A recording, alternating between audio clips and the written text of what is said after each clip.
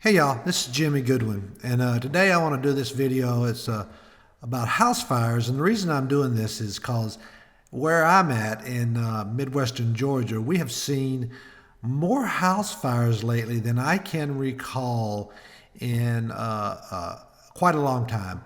So hopefully this video will help somebody prevent their house catching on fire and having problems. So let's look at it.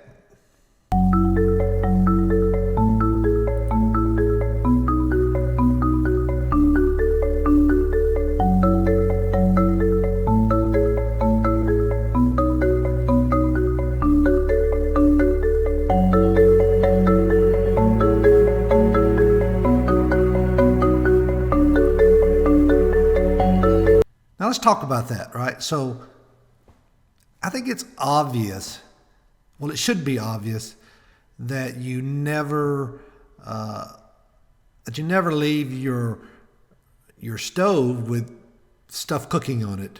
But I guess it's not so obvious because I talked about the increase in house fires, and one of them I know specifically had somebody had something cooking frying on the stove. Their kid did something, and so they went to see it about the kid, and somehow the grease just flamed up, and they lost most of their kitchen.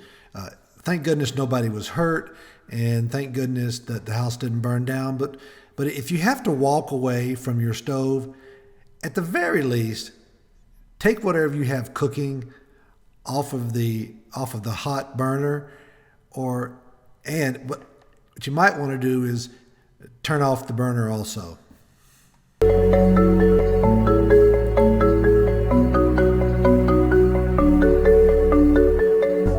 Now let's talk about this wiring, right? Everybody knows that hiring an electrician can be expensive, and we all feel like we're up to the challenge of putting in a light switch or putting in a fan, and I think probably most people are able to.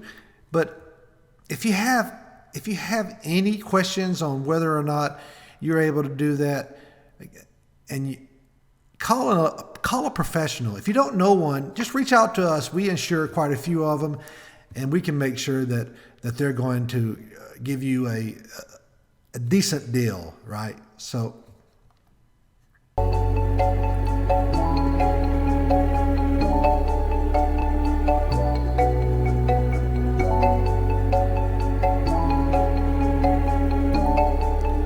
space heaters, most of them built today have automatic shutoffs. So you're not going to have a case where it falls over and catches something on fire. You might have something where it's too close to something or whatever. But if you can, just rely on your central heating and air.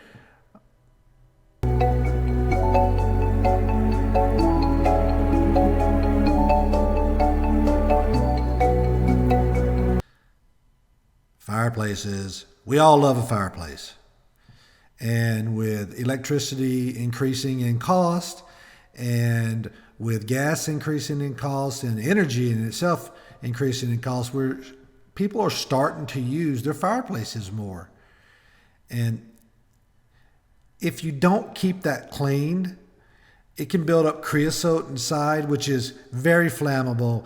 And so the problem with fireplaces and fire in a fireplace is that you're not gonna know that it's on fire until it's too late, and you're probably gonna lose your house. So make sure that on a frequent basis, annually, at least semi-annual, that you get a chimney sweep out there to clean your fireplace.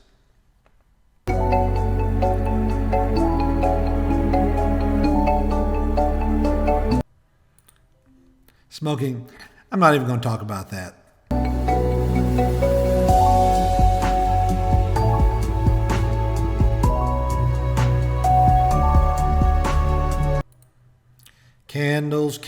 candles.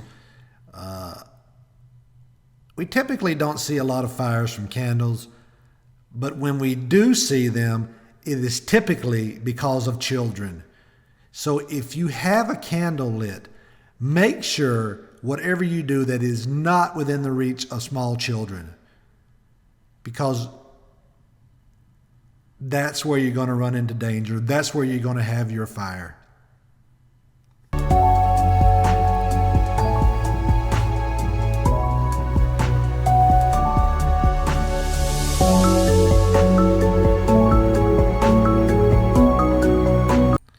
Now, not all fires can be prevented.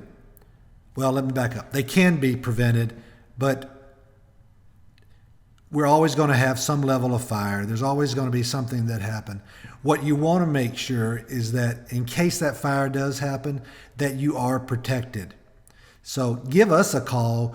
We'll look over your homeowner's policy. We'll make sure that you're protected, that your house is going to be built back, that you're going to have your personal goods replaced, and that you're going to have some place to live while that house is being burnt, as being built back. So give us a call. We'll look at it for you. I promise you won't regret it.